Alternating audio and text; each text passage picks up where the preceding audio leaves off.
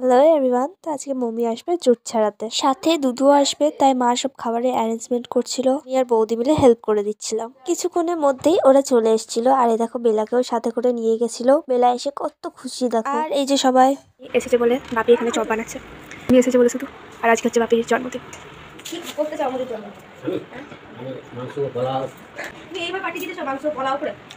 দেখো কত কিছু রান্না হয়েছে, পোলাও, আলু পোস্ত, চপ, লুচি আর আলুর দম। আজ বাপির জন্মদিন বলে দুধু পায়েস করে এনেছিল, তাই নিজের হাতে খাইয়ে দিল।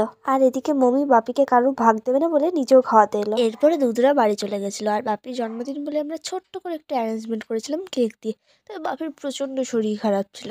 শরীর খুব খারাপ থাকা সত্ত্বেও খুব কষ্ট করে উপরে উঠে এলো কেক কাটার জন্য। যেন কেকের অ্যারেঞ্জমেন্ট না করলেও বাপিটা আবার রাগ হয়, বলবে মায়ের বেলাতে করলে কিন্তু আমার বেলাতে করলে। এখানে রিজু দাদার মজা দেখো, এত খাটালি খেটে বেচারা টায়ার্ড হয়ে গেছে, খিদে সহ্য করতে না পেরে নিজে কেক কেটে খাচ্ছে। রাতে পাশের বাড়িতে একটা